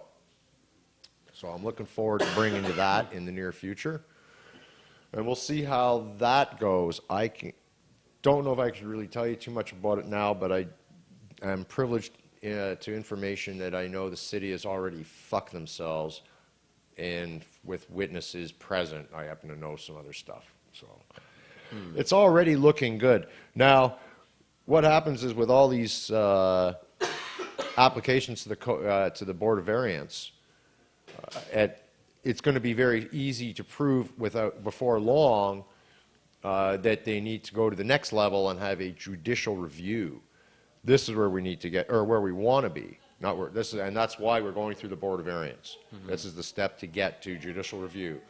Once we get a judicial review, that's when the city has to answer questions from a judge, and there's no getting around it. Calling people from this board or that board, they got to come up with, well, where did you get the 300-meter rule? Why not 200? Why not 150? Why not 500 meters? You got to come up with some real concrete evidence that shows a need for 300 meters to be away from any other dispensary, park, or school, or whatever. Another one will be the $30,000 licensing fee. Does it really require $30,000 worth of police resources per dispensary a year? They seem to think that they need to be, all of a sudden have all this extra scrutiny from police. Well, right now, it's illegal, and the cops aren't giving them that kind of scrutiny because there's not a lot of complaints that warrant this. There's nothing really bad going on. They know what's happening. As long as kids aren't getting it, they're not selling to kids, they let things go, for the most part. Oh, there goes the lighter. Anyhow, you gonna change the background? Sure. We had one more. I forgot what it was, but there's one more I know. Is there? Or if not, you can go back to the logo, show logo. What was the first one? I can't remember. Yeah, I think we just have the show logo again. Yeah, go back to that one. Okay. So anyhow, that's my take on it. Yeah, it's just a show logo. That so that's good that we're gonna get down through there to the. Oh, we got none. It says end of slide. Sure. Yo, Click to exit. I can't get the third one up. I'll just go all the way back to All the way. Okay. Oh, there we go. show go. There it is. You got her. Yeah. I do like these. I like them a lot. It looks good. Yeah. Yeah. Yeah. Yeah. You know, it makes things makes life easier. Yeah. Having Anyways. screens for sure. Yeah. And I hope you guys watching the show like it. Looks good out there in Showland. What's the hot? How got many the people are in? chatters. What's going on in chat? There's 53 folks watching at the moment, Yay! and lots Right of on. chats coming through. Well, I want to thank everyone for tuning in today and watching. Appreciate it. And all you folks are dropping by. Not you loud motherfuckers out there. Jody, get cleaning. The dust. Come and dust. Just dust. Come clean up this dust. Bring it. Oh, here we go. She'd be like, no, no do that. No. No, no dust, no dust. Pledge, no, no.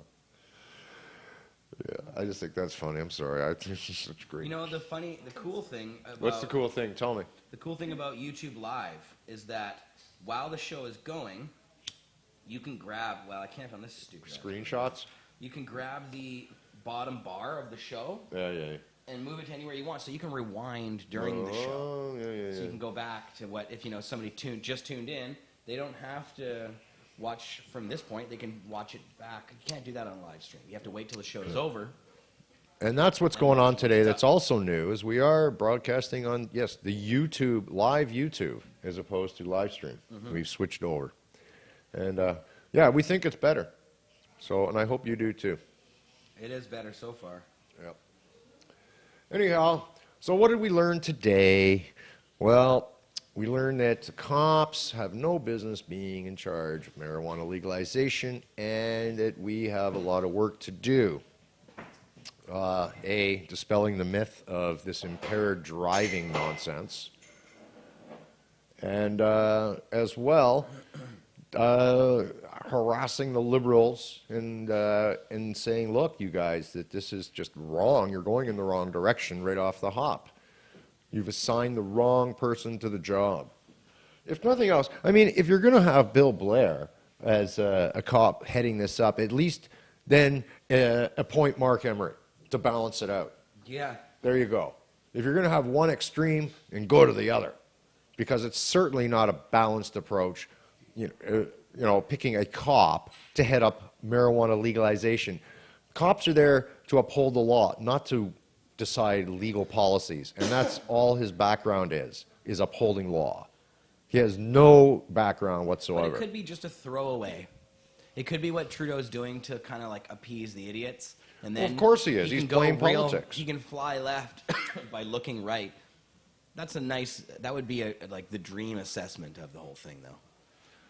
Yeah, but the other thing was I called it, they said they're going to bring in the strongest regulations possible to begin with, because it's easier to get rid of them than it is to bring in stronger regulations later, which I don't believe. I think that's just a fucking crock of shit and a half.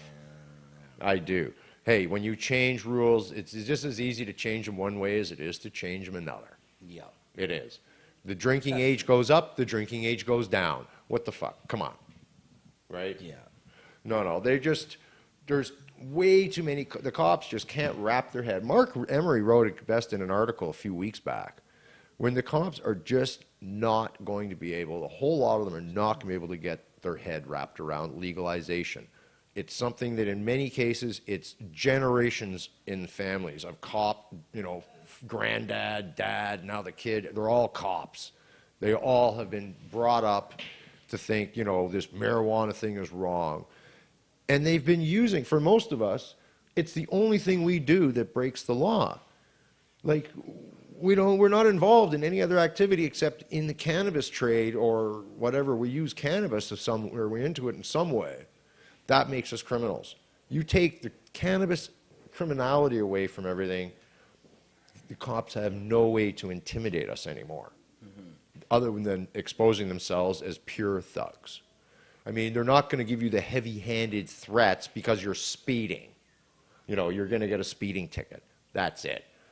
It's not going to be like, get out of the car, we're going to search your car, and you're going to spend it. What, for speeding? No, here's my license and registration insurance. Give me my ticket and get the fuck out of here. That's it. So really, we don't break the law. Most of us are law-abiding citizens, productive members of society. So this is why I think a lot of cops are starting to realize this. They're like, oh, no, we have to make the regulations or hand out tickets for smoking in public. And it's just a line of shit and a half. If you want to hand out tickets for smoking, just walk down any crowded downtown street at noon on a sunny day, on a weekday, and get all the people standing by doorways smoking cigarettes and start handing out tickets. You will bring extra books because you're going to need them. There's your lawbreakers. Okay? You're going to talk about handing out tickets for smoking in public? Oh, I just can't believe the horse shit. Why would they even mention that? Excuse me, I tell you, why can't we sue these fuckers for like dereliction of duty? Like, I'm going to walk around with my camera and start taking pictures of these guys and then just maybe send in a whole whack of them or put up a little video on YouTube and send the link to the cops. Say, excuse me? Yeah. Yeah, and just shame them that way. We should just take pictures of people breaking the law, like doing regular things daily, and say, why aren't the police doing their job? We should start up our own groups. Yeah, like, and Sam or something. Well, yeah, smokers, we'll be something else, against people smoking cigarettes in doorways. Oh, there's too much smoking cigarettes in doorways. Oh, make a big fuss. Demand action. Call the cops. Like Pam McCall. We'll just keep calling the cops every time we see people smoking cigarettes. Like, I talked to these cops. It's so stupid. And they wouldn't even do anything about that. No. Like, they were like, I don't know how long they'll get there. You could call them, but like, doesn't matter that there's this hammered guy causing all these problems. It's like, really? No. Yeah, it's a little bit ridiculous. They're just scapegoating the marijuana users again, like they always do. Anyways. I think their priorities are messed up. So you know what to do. Get writing them letters and to the media, as well as to the government, to the Liberal Party, Liberal MPs. Write your letters. Let them know. Look, you guys, you're not fooling anybody with your bullshit attitude now just because you're in government. It looks like we're having a bit of streaming issues right now. I'm not really sure what's going on with that, but it's like dropping down to 0 kilobytes per second for the past. It like did it 2 or 3 times, like right down to 0. It's about to do it again. All right. So it's like, I'm not really sure what's up with that, but yeah, it's that 0 again. I don't know. But strange. Yeah, it was good. We had a solid show up until it must be the internet's just getting choppy out there. There you go. Probably getting busy. Yeah. It's almost 6 o'clock anyways, so we'll just sign off. Thanks again for tuning in, watching. And don't forget, on Wednesday, from Under the Seed Desk with Marijuana Man. And Thursday, Jeremiah will be back here with Cannabis Culture News. Friday, you mean? Thursday. Friday. I say Thursday? Friday. Friday. And, look at that. It's smoky in here. And what else? Saturday, Redbeard. Oh, no, he'll be here. Oh. That's this weekend coming up, I think, isn't it? Oh, yeah, the glass. Yeah, we'll be It's doing the Heady Symposiums this weekend. So we'll, Pot TV will be rock and roll Friday, Saturday from right here. And I'll have video from Thursday night here, I think. Yeah, because I'll be here. Cool. And that's pretty much what's going on. Again, thanks again for tuning in. This is awesome. I really want to thank again Crop King Seeds, Sublimator, 3 Happy Cats for all your help in putting this together. So we have this awesome studio now that we're going to develop. And Karma Cup. And the Karma Cup. And Med thank you. Tainer. Med Tainer and Karma Cup, of course. How did I forget these people? forget Here's those Med guys. Tainer right here. Sort of one, a beat up one from the lounge that I've been using as a grinder. We've got pot. So, which I think I'll just fill up this pipe and smoke. Anyhow, till next time, you know what to do. Cultivate your freedom.